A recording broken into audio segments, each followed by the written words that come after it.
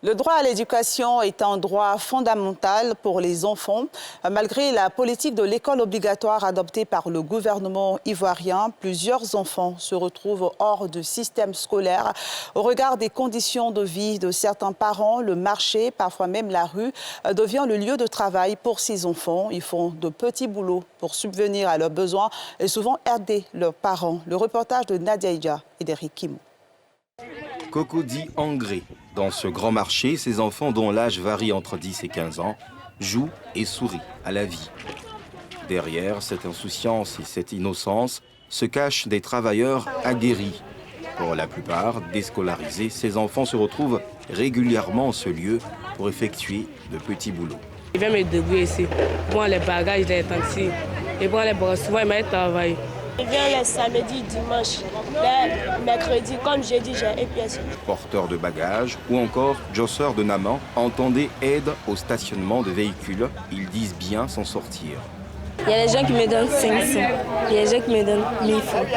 Il y a eux, me donnent tous les prix, quoi. Il y a l'argent dedans, il y a des fois tu peux avoir 5 000, il y a des fois tu peux avoir 12 000, il y a des fois tu peux avoir plus que ça.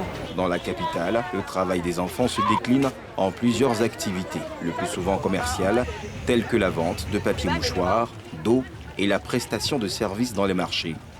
Mais que font-ils de leurs revenus à leur si jeune âge? C'est pour l'aider. C'est pour l'aider. Par exemple, quand on fait sortir l'uniforme des quartiers comme ça, il aide, elle paye l'uniforme des quartiers, il aide à faire ça. Je sais que madame, je m'aide à ma maman. Si elle a besoin de crochet, je prends pour payer. Aider les parents de conditions modestes ou se prendre en charge. Une motivation qui a habité Mariam quand elle a commencé cette activité, 10 ans plus tôt. Si elle dit avoir bien gagné sa vie jusqu'à aujourd'hui, elle reconnaît que la place des plus petits, c'est sur les bancs de l'école et à la maison. Il y a d'autres qui ont 10 ans, il y a d'autres qui ont 13 ans, il y a d'autres qui ont 14 ans. C'est encore bébé. Nous-mêmes, on a commencé par là, mais ce n'est pas normal qu'un enfant vienne se chercher à l'âge de 10 ans, 12 ans. Il n'est pas encore arrivé à l'âge de ça. Même écho au sein de la population. Ce n'est pas normal car aller à l'école est un des droits de l'enfant. Ils doivent aller à l'école comme tout le monde, comme tous les enfants. Si c'est difficile, il ne faut pas laisser les enfants trop dans les rues. Le monde là s'est gâté. On ne sait pas qui est qui.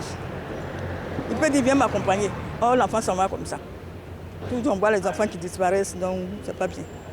Les parents doivent le dire non. Face à l'ampleur du phénomène dans la ville, les autorités compétentes sont invitées à voler au secours de ces enfants et de leurs familles. Je pense que l'État doit préparer des structures pour pouvoir mieux s'occuper de ces enfants-là, car ils ont besoin d'une chance comme la nôtre. Notons que malgré l'école obligatoire en Côte d'Ivoire pour les enfants de 6 à 16 ans, près de 2 millions d'entre eux, majoritairement des filles, ne sont pas scolarisés. Depuis plusieurs années, la fondation Children of Africa de la première dame Dominique Ouattara a fait de la lutte contre le travail des enfants son cheval de bataille. Une unité spéciale de la police criminelle en charge de la lutte contre la traite des enfants et la délinquance juvénile existe également pour mettre fin à ce fléau.